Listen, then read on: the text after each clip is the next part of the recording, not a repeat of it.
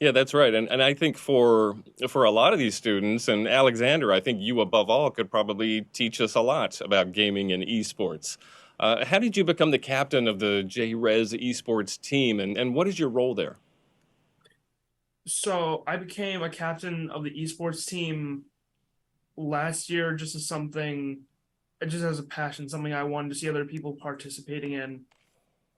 I last year wanted to start a tournament for Smash, and I thought, well, people were probably talking about this before, but now with quarantine, there's no interest in it anymore. So I talked to a friend who was really interested in it, and he's like, yeah, during quarantine, we actually did kind of okay in the esports. He invited me to the team Discord, and because a lot of the people were seniors, I was promoted to um captain of the Smash team.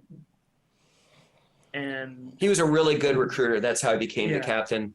Really good recruiter and organizer for us. So, Claire, as chief marketing officer for NASEF, I imagine you think a lot about how to get students like Alexander involved in esports. Tell us more about your role. Sure. I mean, I love what Alexander said, and I would just point out very little of what he commented on was about building skills in Smash. Most of what he's doing is developing leadership skills and career skills. And Alexander, by the way, if you want to amplify your Instagram, we're at NASEFGG. So you just tag us and we'll blow up your Instagram for you. And I applaud David and other educators who say, I'm going to go where my kids want to be, and I'm going to bring them the programs that they are really going to engage with, and that's going to teach them in a language, in an environment that they understand and that they want to be there. That's right. And Alexander, let me come back to you because you had mentioned Discord and the impact of the quarantine and how a lot of people were at home for a long time, especially students. So what are the communities like and what do you gain from participating in communities like Discord? And are you learning from each other? And what are some of the things that you pick up? I think a big thing that I picked up after just communicating so much is the ability to not only, well, yes, the ability just to support others.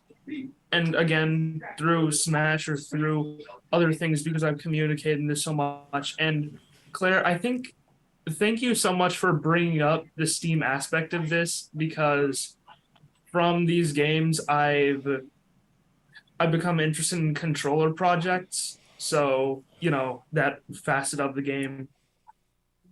And with the community behind making these controllers so supportive, we all just have one passion, it being gaming, and we're all just trying to help each other make the best controller, make what people want. Students. Now, Alexander, what are some of the key skills that you feel that you have developed as a gamer? I definitely say one of the key skills and the most important skill that I've learned as a gamer is the ability to adapt.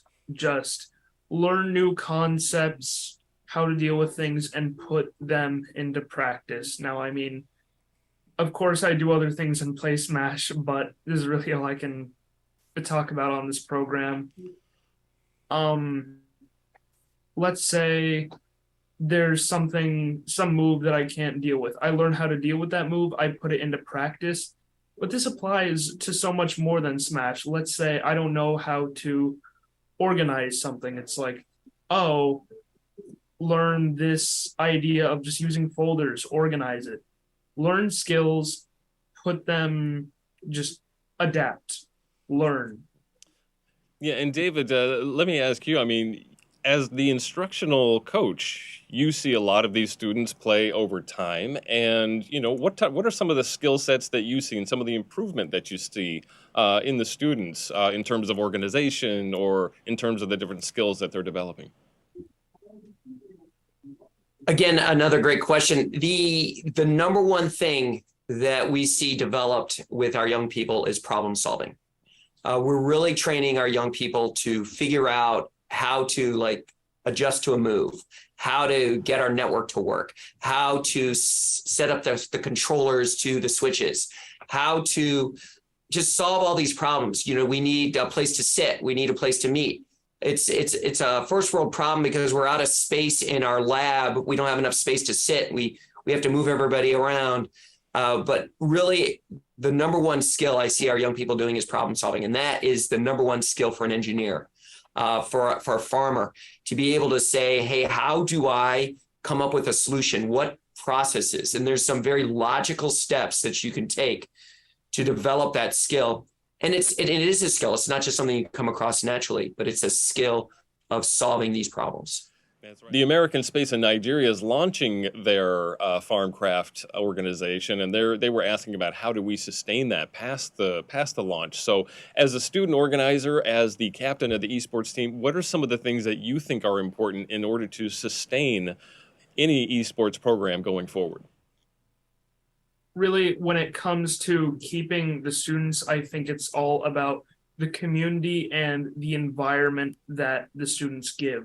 While the games are important, if everyone is rude and polite or just doesn't care, then people won't come. But if the teachers and the students are all supportive, they all want to play the game, they're all having fun and making sure other people are having fun, then that's what people will stay for. Even if there's no game, they just enjoy the environment.